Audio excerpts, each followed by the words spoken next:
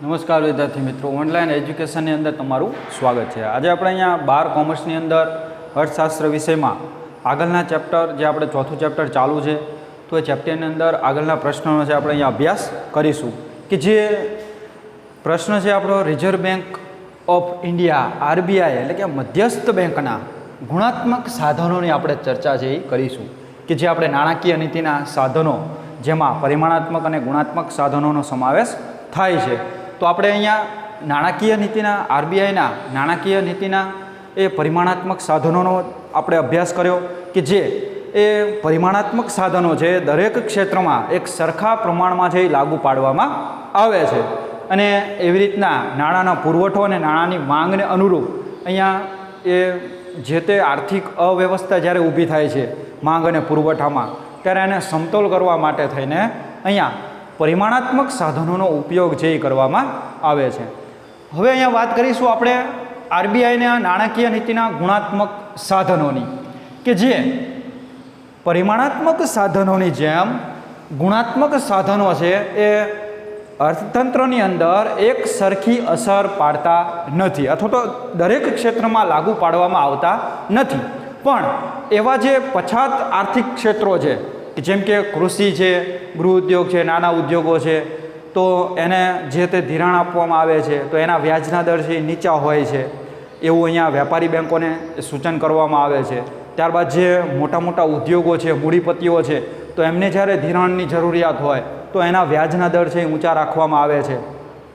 તો આવી રીતના એ ગુણાત્મક સાધનો છે એક દરેક ક્ષેત્રમાં એક સરખી અસર પાડતા નથી, એટલે કે ટૂંકમાં અહીંયા ભેદભાવ એ વ્યાજના દર કે ધિરાણમાં એ ભેદભાવ છે આરબીઆઈ દ્વારા છે રાખવામાં આવે છે અને જે આર્થિક દ્રષ્ટિએ એ પછાત જે ક્ષેત્રો છે તો એને અહીંયા એનામાં સુધારો લાવવા માટે થઈને એ ગુણાત્મક સાધનોનો ઉપયોગ કરવામાં આવે છે।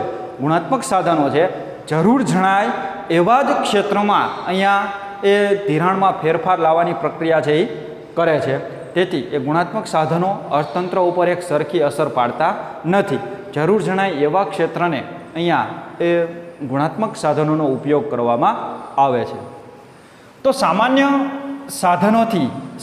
સાધનો એટલે જે આપણે આગળ પરિમાણાત્મક સાધનોનો અભ્યાસ કર્યો છે કે જેની અંદર રિઝર્વ બેંક મધ્યસ્થ બેંક છે એ આર્થિક વ્યવસ્થા જાળવવા માટે થઈને મંદી અને ફુગાવાની પરિસ્થિતિમાં એ નાણાંના પુરવઠા અને માંગને અનુરૂપ કરવા એ વિવિધ પ્રકારના એ પરિમાણાત્મક સાધનોનો ઉપયોગ છે એ કરે છે।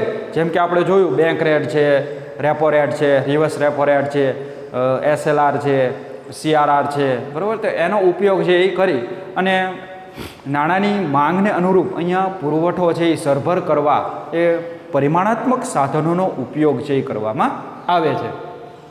તો અહીંયા જે ગુણાત્મક સાધનો છે એ દરેક ક્ષેત્રો માટે હોતા નથી, તો એની આપણે અહીંયા ચર્ચા છે એ કરીશું કે સામાન્ય સાધનોથી જુદા અને તેથી ઉપરાંત આરબીઆઈ કેટલાક ચોક્કસ ક્ષેત્રોના વિકાસ માટે, કેવા ચોક્કસ કે જેને આર્થિક દ્રષ્ટિએ પછાત ક્ષેત્રો છે અથવા તો જે ક્ષેત્રોનો વિકાસ કરવા ઈચ્છે છે તો એવા ક્ષેત્રોને અહીંયા એ આરબીઆઈ છે એ ક્ષેત્રના વિકાસ માટે અથવા તો અલગ અલગ ક્ષેત્રોને નિર્ધારિત અસર પહોંચાડવા માટે આ ગુણાત્મક સાધનોનો ઉપયોગ કરવામાં આવે છે। જેમ મેં આગળ ચર્ચા કરી એવી રીતના ભાઈ કૃષિ ક્ષેત્રના વિકાસ અર્થે એ જ્યારે ખેડૂતોને ધિરાણની આવશ્યકતા હોય તો એની પાસેથી વ્યાજ છે એ ઓછું લેવામાં આવે અથવા તો એમાં છૂટછાટ આપવામાં આવે। ત્યારબાદ જે મૂડીપતિઓ છે તો એમને જ્યારે ધિરાણની આવશ્યકતા હોય તો એના જે વ્યાજના દર છે એ ઊંચા રાખવામાં આવે। તો એવા નિર્ધારિત ક્ષેત્રો કે ચોક્કસ ક્ષેત્રોના વિકાસ માટે થઈને અહીંયા આરબીઆઈ છે એ અલગ અલગ ક્ષેત્રોને અસર પહોંચાડવા માટે થઈને અહીંયા વ્યાજના દર કે એ ગુણાત્મક સાધનોનો છે ઉપયોગ કરે છે। તો અહીંયા ગુણાત્મક સાધનો એટલે જરૂરી ક્ષેત્રો, કેવા જરૂરી ક્ષેત્રો કે જેનો સરકાર ચોક્કસ ક્ષેત્રોના વિકાસ કરવા માગે છે એવા જરૂરી ક્ષેત્રો જેમ કે કૃષિ છે, કુટીર ઉદ્યોગો છે, ગૃહ ઉદ્યોગ છે। તો આવા જે જરૂરી ક્ષેત્રો માટે એ તર્કપૂર્વક વપરાતા સાધનો તર્કપૂર્વક એટલે કે અહીંયા સમજી વિચારીને જે આવા ક્ષેત્રોનો વિકાસ કરવા ઈચ્છે છે સરકાર કે આરબીઆઈ, તો એવા ક્ષેત્ર પાસેથી વ્યાજદર છે એ ધિરાણ ઉપર ઓછું કરવામાં આવે છે. ત્યારબાદ જે આ સાધનોનો બધા ક્ષેત્રોને એક સરખી અસર પહોંચાડવા માટે હોતા નથી. એટલે કે આ જે ગુણાત્મક સાધનો છે તો એ અર્થતંત્રમાં કે દરેક ક્ષેત્રને એક સરખી અસર પહોંચાડતા નથી. એટલે કે ભેદભાવ યુક્ત અહીંયા આ સાધનોનો ઉપયોગ કરવામાં આવે છે. તો એ સાધનોનો અહીંયા આપણે અભ્યાસ કરીશું. તો પહેલું સાધન છે કે સલામતીની જરૂરિયાત, કે સામાન્ય પ્રજાને જ્યારે એટલે કે જનતાને એટલે કે દેશની જનતાને જ્યારે અહીંયા વેપારી બેંકો ધિરાણ આપે ત્યારે આ ધિરાણ પાછું આવે તેની ચોકસાઈ બેંકે રાખવી પડશે. તો એવું અહીંયા વેપારી બેંકને આ સાધનનો ઉપયોગ છે એ કરવા દેવામાં આવે છે. જ્યારે જાહેર જનતાને ધિરાણની આવશ્યકતા હોય ત્યારે એ ધિરાણ પાછું આવે એ માટે થઈને ચોકસાઈ બેંકે રાખવાની છે. વેપારી બેંકો એક ભાઈ જે તે વ્યક્તિને ધિરાણ આપવામાં આવે છે તો એનું જે તે સમય મર્યાદામાં એ ધિરાણ એ પાછું આવે એની ચોકસાઈ રાખવાની હિમાયત કરવામાં આવી છે. આથી બેંકો ધિરાણ લેનાર દરેક વ્યક્તિ પાસે તેમની કોઈ પણ મિલકત એટલે કે જે ધિરાણ લેવા આવે છે વેપારી બેંકો પાસે, તો એ વેપારી બેંકો જે વ્યક્તિને ધિરાણ જોતું હોય તો એ વ્યક્તિની કોઈ પણ મિલકત જેવી કે ઘરેણાં છે, થાપણો છે એટલે કે જે એને શેર, ડિબેન્ચર, બોન્ડ જે તે ખરીદેલા હોય તો એના સર્ટિફિકેટ છે તો એ પણ જામીનગીરી તરીકે મૂકી શકે છે. ત્યારબાદ પોતાનું જે તે વાહન છે તો એ પણ અહીંયા ધિરાણ લેતી વખતે એ મિલકત છે ગીરવે મૂકી શકે છે. ત્યારબાદ પોતાની જે તે ઘર છે, જમીન છે વગેરે સલામતી બાહેધરી પેટે લખાવે છે. એટલે કે જો અહીંયા જે વ્યક્તિ એની સમય મર્યાદામાં જો મૂડી અને વ્યાજ જો બેંકને ભરપાઈ ન કરે તો એવે સમયે એ જે એને બાહેધરી આપેલી છે કે પોતાની જે મિલકત કે પોતાની જે તે સાધન એ બેંકને આપેલું છે, ગીરવે મૂકેલું છે, તો એ બેંક છે એ જપ્ત કરશે. એમાંથી જરૂરી નાણાં છે ઊભા કરી અને બેંક એ ધિરાણની ભરપાઈ છે એ કરશે. તો એવી અહીંયા સલામતી બાહેધરી પેટે લખાવવામાં આવે છે એટલે કે કરાર કરાવવામાં આવે છે કે ભાઈ જ્યારે પણ કોઈ વ્યક્તિ એ વેપારી બેંક પાસે ધિરાણ લેવા માટે આવે છે ત્યારે એની જે મિલકત છે, એનું જે સાધન સામગ્રી છે, તો જેટલી એને મિલકત જેટલું એને ધિરાણ જોઈએ છે તો એટલા પ્રમાણનું અહીંયા એટલી કિંમતનું એટલા મૂલ્યનું જે તે એની મિલકત છે એ બેંક પાસે બાહેધરી પેટે એટલે કે અહીંયા ગીરવે મૂકે છે.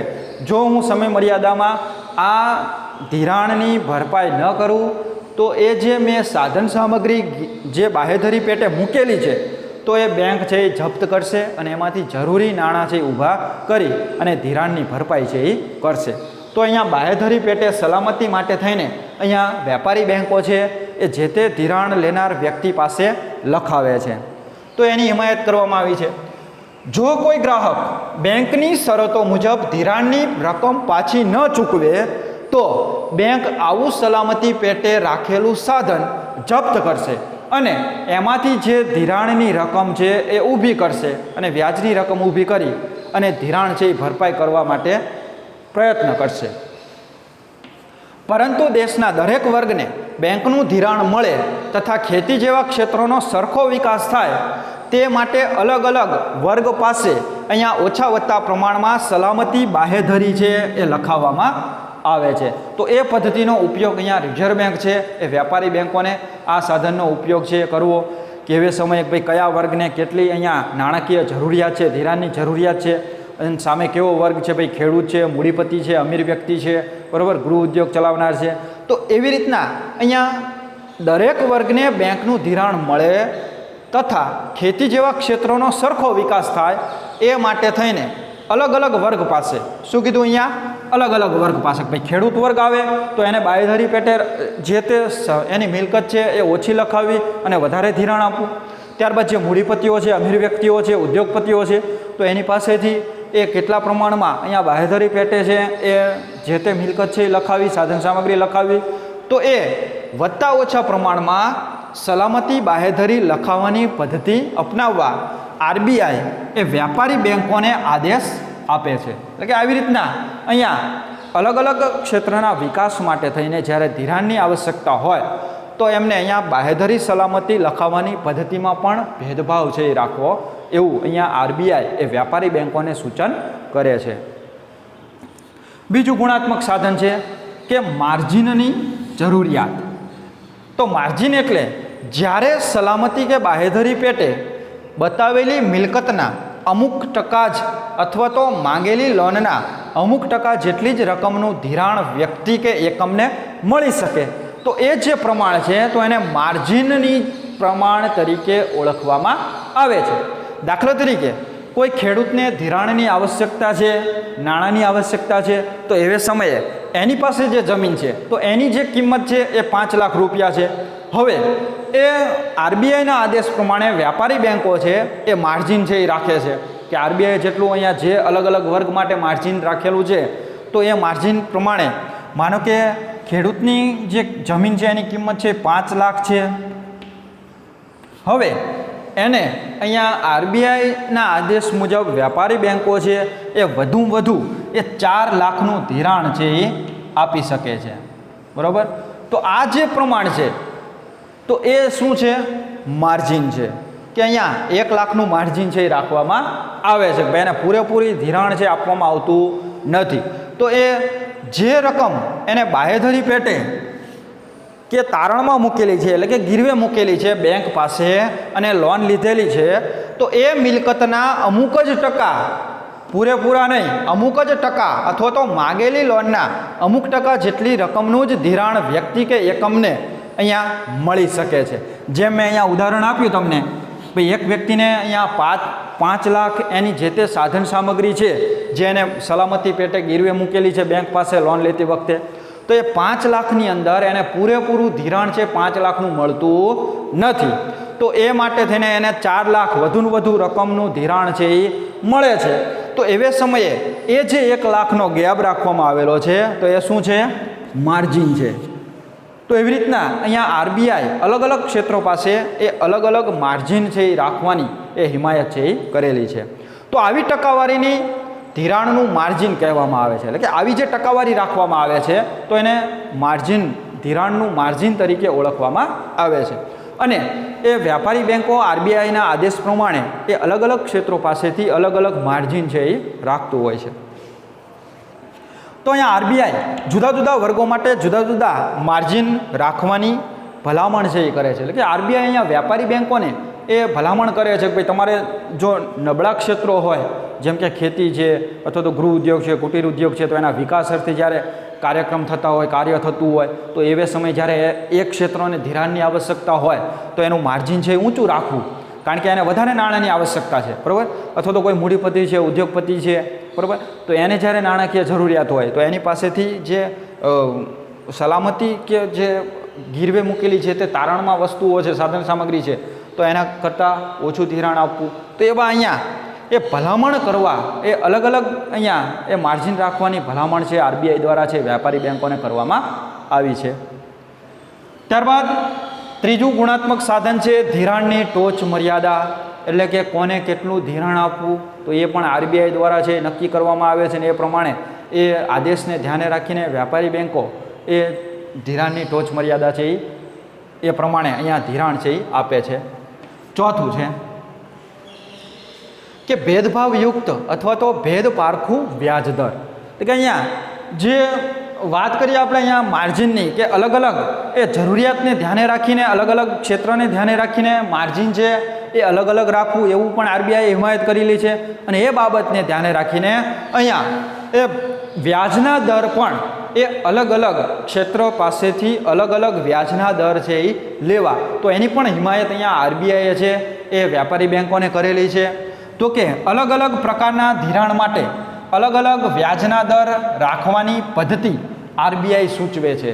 ભાઈ ખેડૂતને જ્યારે અહીંયા ધિરાણની આવશ્યકતા છે તો એના વ્યાજના દર છે ખૂબ નીચા રાખવા, મૂડીપતિ છે, અમીર વ્યક્તિ છે, ઉદ્યોગપતિ છે, જ્યારે એને ધિરાણની આવશ્યકતા હોય તો એના વ્યાજના દર ઊંચા રાખવા. બરાબર. તો એવી અહીંયા એ અલગ અલગ વ્યાજના દર રાખવાની પદ્ધતિ આરબીઆઈએ વ્યાપારી બેંકોને સૂચવેલી છે, જેને ભેદ પારખું અથવા તો ભેદભાવયુક્ત વ્યાજના દરની નીતિ તરીકે ઓળખવામાં આવે છે, જેની તમારે શોર્ટ ક્વેશ્ચનમાં જે નોંધ કરવી. ભાઈ ભેદભાવયુક્ત વ્યાજના દરની નીતિ એટલે શું?